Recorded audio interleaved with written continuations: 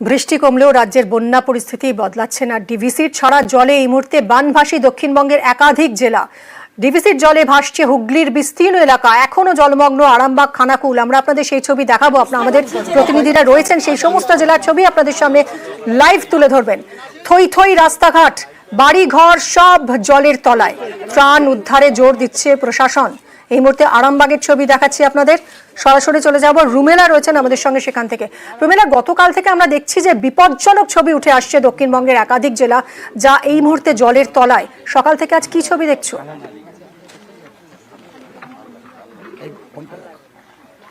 আরামবাগের বিভিন্ন জায়গার ছবি আমরা সকাল থেকে ঘুরে ঘুরে দেখছি। গতকাল আমরা খানাকুলের ছবি দর্শকদের দেখিয়েছি। বানভাসী পরিস্থিতি, এই পরিস্থিতিতে সাধারণ মানুষের যেটা দরকার তা হলো ত্রাণ। মিমি, যেভাবে জল জমে রয়েছে সেখানে নৌকা করে কিছু কিছু জায়গায় পৌঁছানো কার্যত সম্ভব হচ্ছে না, একটু হয়তো দেরিও হচ্ছে, কিন্তু প্রশাসন সচেষ্ট। আমি এই মুহূর্তে যে নৌকায় রয়েছি সেই নৌকা মূলত এই গ্রামে গ্রামে ঘুরছে ত্রাণ দেওয়ার জন্যই। আমার সঙ্গে এই মুহূর্তে তৃণমূলের তরফ থেকে, প্রশাসনের তরফ থেকেই সদস্য তো রয়েছেন, এবং দেখুন তার হাতে মুড়ি রয়েছে, সঙ্গে রয়েছে শুকনো বিস্কুট। আরামবাগের ছবিটা আপনাদের দেখাচ্ছি। রুমেলা রয়েছেন সেখান থেকে সরাসরি। বানভাসী অবস্থা সেখানেও, সকাল থেকে ত্রাণ চলছে, শুকনো খাবার বিলি করা হচ্ছে, মুড়ি বিস্কিটের প্যাকেট তুলে দেওয়া হচ্ছে বন্যা দুর্গতদের হাতে। হুগলির বিস্তীর্ণ এলাকা ডিভিসির জলে ভাসছে এই মুহূর্তে। আরামবাগ, খানাকুল এখনো জলমগ্ন। বৃষ্টি থেমেছে কিন্তু বন্যা পরিস্থিতি বদলাচ্ছে না। ডিভিসির ছাড়া জলে এই মুহূর্তে বানভাসী একাধিক জেলা। জমা জলেই সংসার এই মুহূর্তে দুর্গতদের। আবারও সরাসরি যোগাযোগ করেছি রুমেলার সঙ্গে। রুমেলা, যেরকম বলছিল তুমি,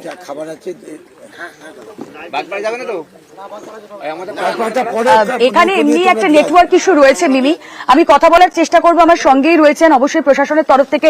আমরা দেখেছি বারবার মমতা বন্দ্যোপাধ্যায় বলে দিয়েছেন যে ত্রাণটুকু যেন পৌঁছয় অন্ততপক্ষে বন্যা দুর্গতদের কাছে। আপনাদের এই কর্মসূচি আজ এতদিন ধরে, এই 5-6 দিন ধরে দেখছি আমরা বানভাসী পরিস্থিতি, আপনারা সেই দিন থেকে মানুষের কাছে পৌঁছে যাচ্ছেন। কিভাবে পৌঁছচ্ছেন আগে বলুন। আপনারা জানেন যে আমাদের মাননীয় মুখ্যমন্ত্রী মমতা বন্দ্যোপাধ্যায় আমাদের নির্দেশ দিয়েছে যে যারা বানভাসী আছে, যাদের ঘরে জল ঢুকে গেছে, যারা তাদের বাড়ি বাড়ি যেয়ে যেন আমরা শুকনো খাবার, আমাদের তাদের জন্য দুপুরে রান্না করে খাবার, তিরপল এটা যেন দেওয়া হয়।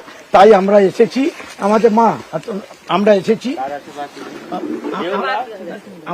আমরা এসেছি, আমরা তাদের শুকনো খাবার আমাদের দিচ্ছি। তিরপল একটা তো বড় ভাই, হ্যাঁ বড় ভাই, এখানে এটা দিয়ে এই যে সবাই ধরো, প্রধান ধরো, প্রধান।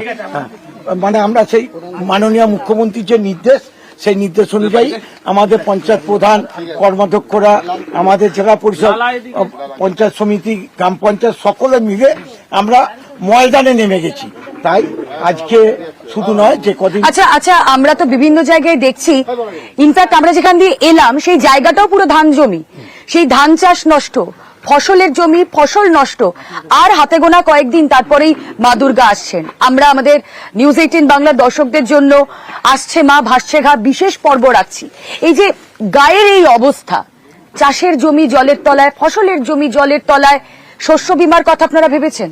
মাননীয় মুখ্যমন্ত্রী অলরেডি বলে দিয়েছেন, শস্য বীমার আমাদের লিস্ট অলরেডি যে যার ব্যাংকের অ্যাকাউন্ট করে করেছেন।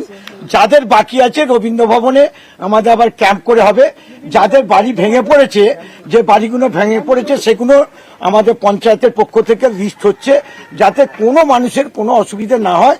সেই জন্য আমাদের যেমন ডিএম স্যার থেকে, এসপি থেকে আরম্ভ করে, এসডিও, বিডিও থেকে আরম্ভ করে, আইসি, এসডিপিও থেকে আরম্ভ করে, জেলা পরিষদ, পঞ্চায়েত সমিতি, গ্রাম পঞ্চায়েত, কর্মাধ্যক্ষ মেম্বাররা থেকে আরম্ভ করে, জেলার সভাধিপতি থেকে আরম্ভ করে সকলে, একদম আমাদের দলের নেতৃত্বরা সকলে আমরা মাঠে ময়দানে নেমে গেছি। বুঝতেই পারছি রুমেলা, এই মুহূর্তে প্রশাসন তৎপর যাতে ত্রাণ পৌঁছে যায় দুর্গতদের কাছে এবং দুর্গতদের যাতে নিরাপদ আশ্রয়ে রাখা যায়।